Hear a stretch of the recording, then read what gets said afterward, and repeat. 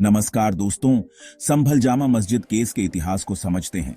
संभल जामा मस्जिद के विवाद की जड़ें इतिहास में हैं। हिंदू पक्ष का दावा है कि यह मस्जिद पहले हरिहर मंदिर के स्थान पर बनी है।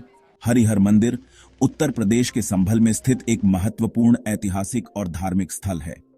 इसे कभी भगवान विष्णु जी को समर्पित हरि मंदिर कहा जाता था और यह स्थान भगवान विष्णु के अवतार कल्कि के भविष्य में जन्म स्थान के रूप में जाना जाता है, जिसे 1529 में मुगल शासक बाबर के आदेश पर आंशिक रूप से तोड़ा गया था।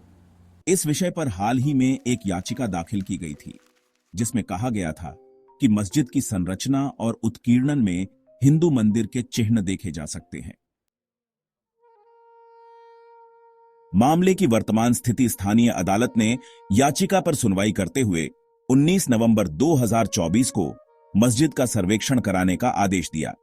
सर्वेक्षण में मस्जिद के अंदरूनी हिस्सों की वीडियोग्राफी और फोटोग्राफी की गई ताकि मंदिर से जुड़े कोई ठोस प्रमाण मिल सकें।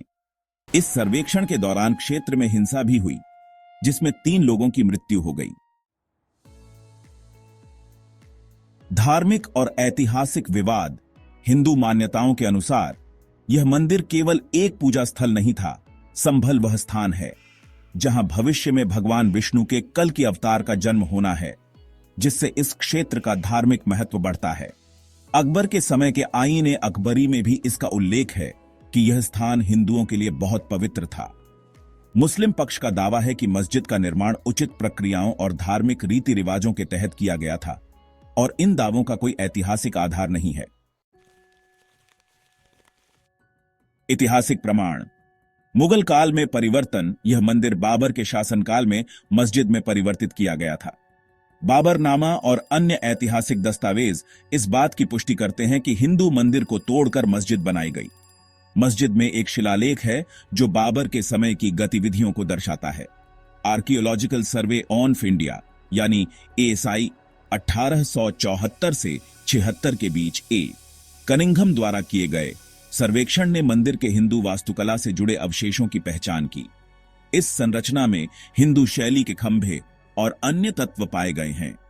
यह स्थल प्राचीन भारतीय इतिहास और वास्तुकला के उदाहरणों में से एक है। इसे संरक्षित स्मारक घोषित किया गया था और इसका प्रबंधन भारतीय पुरातत्व सर्वेक्षण ASI द्वारा किया जाता है। वर्तमान में यह स्थान जामा मस्जिद के रूप में जाना जाता है, लेकिन कई हिंदू संगठनों और स्थानीय लोगों द्वारा इसे पुनः मंदिर के रूप में स्थापित करने की मांग की जा रही है। मामला अदालत में लंबित है और दोनों पक्ष अपने ऐतिहासिक प्रमाण प्रस्तुत कर रहे हैं। इस विवाद का समाधान कानूनी प्रक्रियाओं और वैज्ञानिक साक्ष्यों पर निर्भर करेगा। धर्मस्थल से जुड़े मुद्दे केवल ऐतिहासिक सत्य नहीं, बल्कि भावनात्मक और धार्मिक महत्व भी रखते हैं, जिन्हें सुलझाने में सहिष्णुता और निष्पक्षता की आवश्यकता है। यह विवाद किसी भी सांप्रदायिक मुद्दे को बढ़ावा देने के बजाय कानूनी और तथ्यात्मक जांच के माध्यम से हल होना चाहिए। भारत माता की जय।